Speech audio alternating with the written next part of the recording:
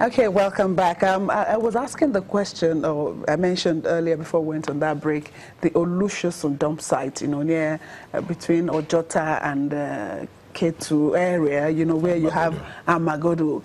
The stench from that area is so, it can be very, very irritating, and and I'm wondering, in other countries where you find, you have incinerators who, they're used for taking care of those kind of waste.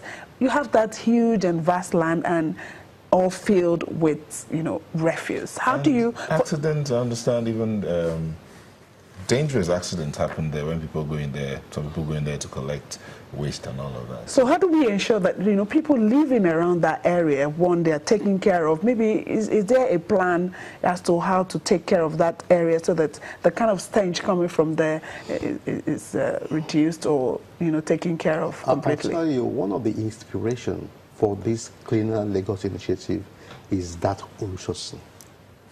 We feel that is at the entrance of the city. It ought not to be encouraged, and in the plan, it is going to be shut down when we get to that stage.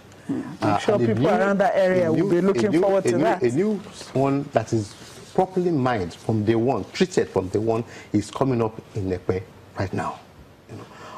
But so why Ekpe? Are you looking at the distance from the city center all the way to Ekpe? First, in terms of the land area that is required, that's basically where we can get it right now, and also because it needs to be medically and chemically treated.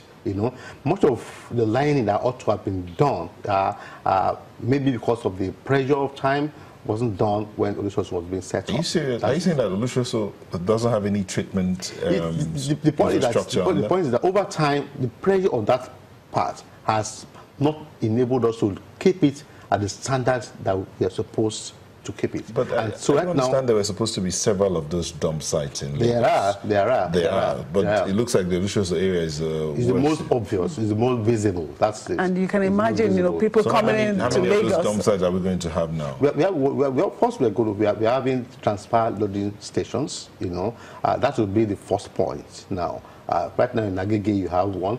Another one has just been opened in Takpa just last week. And these are supposed to be the temporary points where sorting will take place before it goes to the bigger head. So what will arrive at the end of the day will be mainly biodegradable materials. So I can assure you the Olusosun thing is going to be part of the plan. It's going to be cleaned up, and a different program will happen. And I'm sure many of the people in that area will want to know, is there a time, attached to this, that, okay, maybe before the end of the year or by next year, something... I would think in the course of this year, we should be able to achieve that. In the course of this year. Okay, so let's talk a bit of timelines. We're almost out of time, so let's look at timelines. Someone, LASG says, LASG, I don't know what that name says.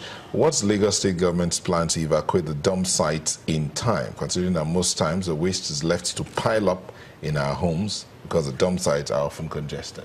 Well, part of the problem right now is that as we take more compactors into town, and as they spread into town and begin to pick waste, we are going to further almost solve the problem of you having waste staying longer in your place. Once we are able to achieve that, then the pressure will move to the dump sites, and then we'll begin to look at how we can quickly, treat them, ensure that sorting is taking place, ensure that the other companies who are involved in just sorting, so the company, the CLI company, Visionscape, will come in and take care of all those things. But what our own right now is that we want to make sure that the current refuse all over town, we make sure that they are out on time and we can restore our streets to the kind of clean environment. You remember this whole thing, was it based on feedback from the residents and the PSC operators, or the Lagos State just decided it's time to get into business? We work 24/7. We are picking waste all the time. As at 6 a.m. this morning, we are still picking waste. We are not stopping. And I said with the... So Lagos State government is a business? It has to intervene now because our people are involved. Our own reputation is involved.